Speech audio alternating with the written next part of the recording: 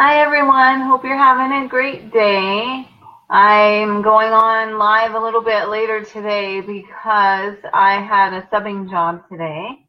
So we just got home a little while ago. I was in a fourth grade class today.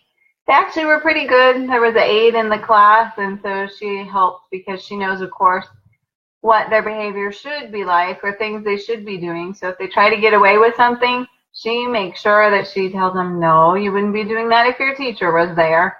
So it's nice to have her there to help with the classroom. Otherwise, they were a pretty good class, and the teacher was nice and organized, which is really, really helpful.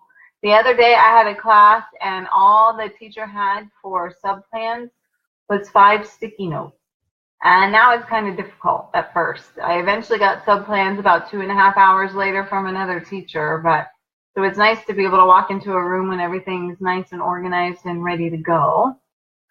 So anyway, I hope you guys are all having a great day.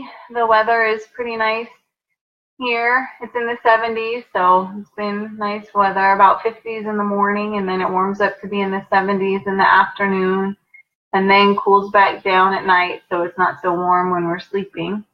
So I know some of you are still snowed in, telling from the Super Bowl yesterday, so hopefully you're doing okay. Anyway, I wanted to tell you the post that I shared. My blog post last week was the sweet and sour sausage recipe made healthier for you.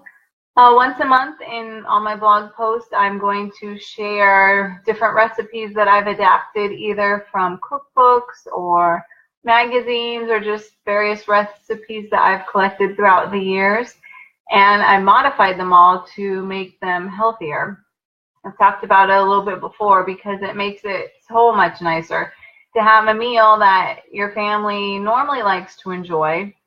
And then you can just, when you decide to start living healthier, then you just have to modify some of the ingredients to make them healthier. You don't have to totally change everything you eat and do, which is nice because it makes it a much easier transition for your family in order to start living healthier without having to make such drastic changes.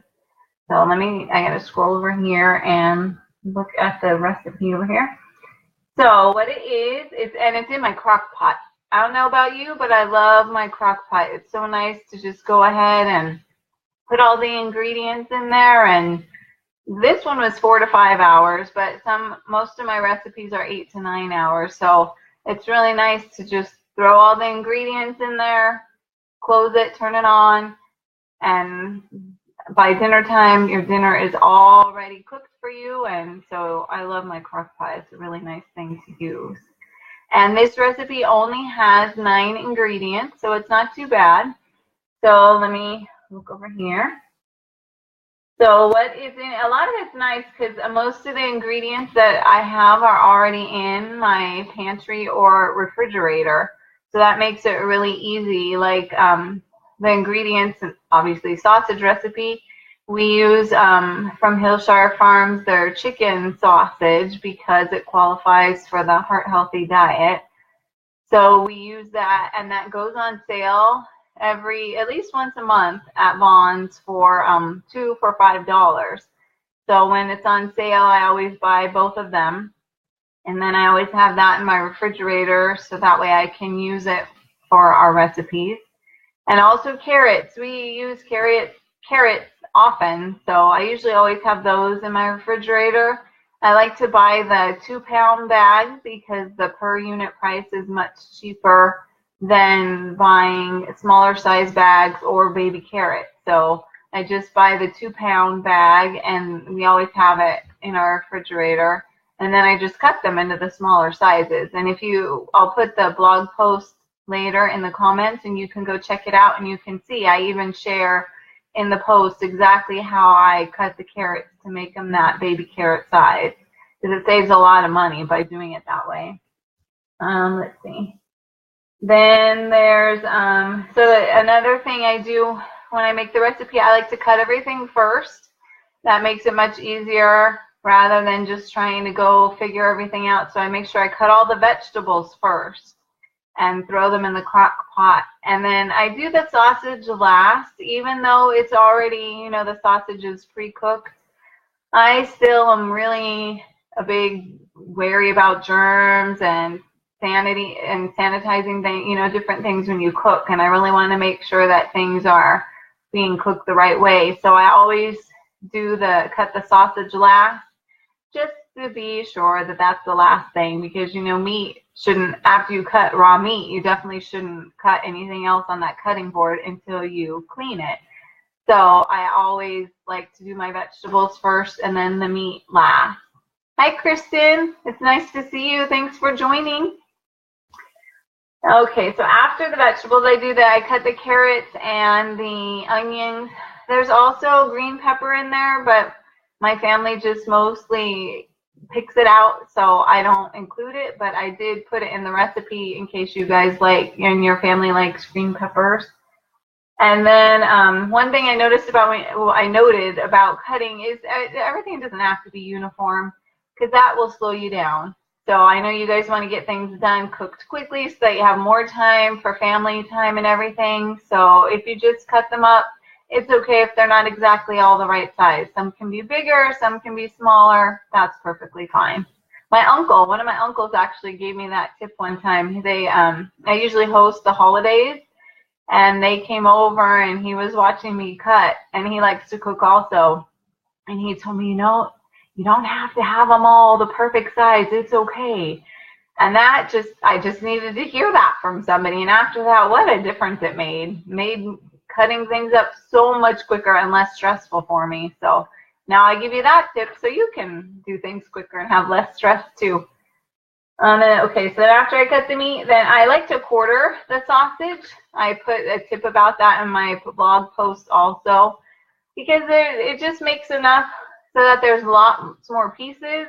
It makes it seem like you're getting a lot more sausage than, you know, you really are. There's plenty of sausage because it's an entire sausage, but to quarter it, then that way everybody gets plenty in their serving. When they scoop it up, there's always sausage in everybody's scoop. That way somebody's not saying, I got more sausage than you did, or whatever. My kids are older, so they're not going to do that, but just in case yours are younger and they're going to fuss about something like that, if you quarter the sausage, makes it much easier and everybody gets plenty. And then after cutting all those ingredients, I combine all the rest of them and put them in the crock pot. And then it's really nice, the juices and everything. There's like pineapples in there and the juices and brown sugar and some other things. And it just, once it's done cooking, it makes this really nice sauce that you can have with we have it over brown rice, because brown rice is more heart healthy for you than white rice. So we have it over brown rice, and it's just nice. You just scoop it all up, the ingredients with the juice and everything, and put it on brown rice, and it's really good. We also like having them with torta rolls. That's something we discovered recently at Costco, and they're really good. We cut them in half, toast them in the toaster, and then we each have a half of the rolls with our dinner. And of course, we always have a vegetable. When I made that recipe at that time, we had them with Brussels sprouts. And I think it's next month, because I took pictures when I did the recipe then too. I think it's next month that I'm going to post about my Brussels sprouts recipe and how I made it. So I think that's it over there. So some other things in there are, I'll go through it. So it's chicken smoked sausage, pineapple chunks, carrots, the green pepper if you want it. You don't have to. Like I said, we don't have it. And then the onion, brown sugar, soy sauce, low sodium or no sodium is what we use. Sodium-free chicken bouillon granules, which is sometimes hard to find, but I found them at Vons, actually. Walmart didn't have them, but Vons has them. And you can also get them online, because nobody carries the sodium-free beef bouillons that I could find, granules. So I found those on Amazon. So that's good for something. And then garlic powder and ground ginger. So the whole recipe will be, I'll put it in the comments, the link to my blog post where the recipe's there. And if you don't even want to read the whole blog post, near the beginning, I have a link that says jump to recipe, and you can just click that and jump down to the recipe. You don't even have to read the whole post unless you want to. So anyway, like always, go ahead and any comments you want. If you are watching this video later, then you have any comments you want to put, I will still come back in. It notifies me actually and lets me know when I have a comment. So I will come back later and reply to your comments. So I hope you're all having a great day, and anything that you need, as always, even if it's not related to the recipe, you can leave me a comment anytime, and I will be glad to get back to you. All right, I'll see you next week. All right, let me just turn this off. All right, bye.